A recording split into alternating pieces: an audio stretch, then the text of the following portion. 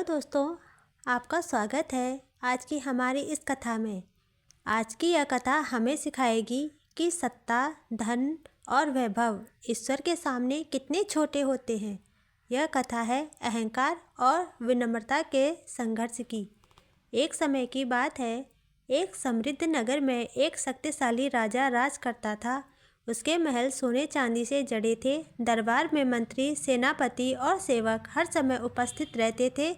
राजा को अपने वैभव पर बहुत गर्व था। वह मानता था, मेरे समान कोई नहीं, मेरी शक्ति ही मेरा ईश्वर है।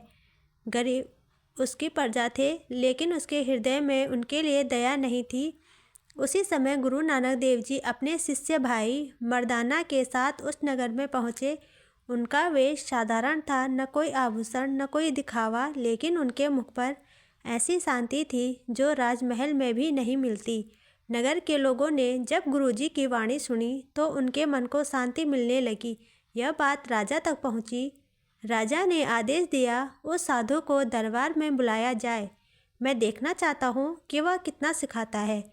गुरु नानक देव जी दरबार पहुँचे। राजा ने उन्हें ऊपर से नीचे देखा और उपहास से कहा, तुम जैसा साधु राजाओं को क्या ज्ञान देंगे। गुरु नानक देव जी की शांत स्वर में बोले, महाराज, क्या मैं आपसे एक प्रश्न पूछ सकता हूँ। राजा बोला, पूछो। गुरुजी ने कहा, आप हर रात कहाँ विश्राम करते हैं। राजा गर्व से बोला, अपने राजमहल में मुलायम रेशमी बिस्तर पर। गुरु नानक देव जी ने फिर पूछा, और जब शरीर साथ छोड़ देगा तब आप कहाँ विश्राम करेंगे। राजा स्तंभ रह गया। दरबार में पूर्ण सन्नाटा छा गया। कोई मंत्री बोल न सका। राजा का गर्व डगमगाने लगा। गुरु नानक देव जी बोले, जिसका अंत निश्चित है उस पर अहंकार क्यों। जो साथ नहीं जाएगा उसका बोझ क्यों। राजा का सिर झुक गया। पहली बार उसने स्वयं को निस्सहाय अनुभव किया। गुरुजी ने कहा, महाराज, सच्चा राजा वह नहीं जिसके पास सिंहासन हो। सच्चा राजा वह है जो अपने अहंकार पर विजय पाए।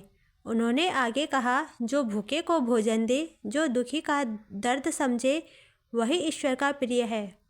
राजा की आंखों से आंसू बह निकले। वह सिंहासन से उतर आया और गुरु नानक देव जी के चरणों में बैठ गया। उसने कहा, आज तक मैंने सिर्फ राज्य किया, आज पहली बार जीना सीखा है।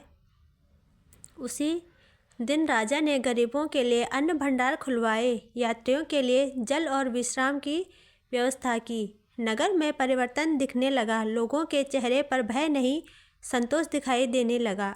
राजा अब प्रजा को सेवक नहीं, परिवार मानने लगा। गुरु नानक देव जी कहते हैं, मन जीते जग जीत। जो अपने मन को जीत लेता है वही सच्चा विजेता होता है।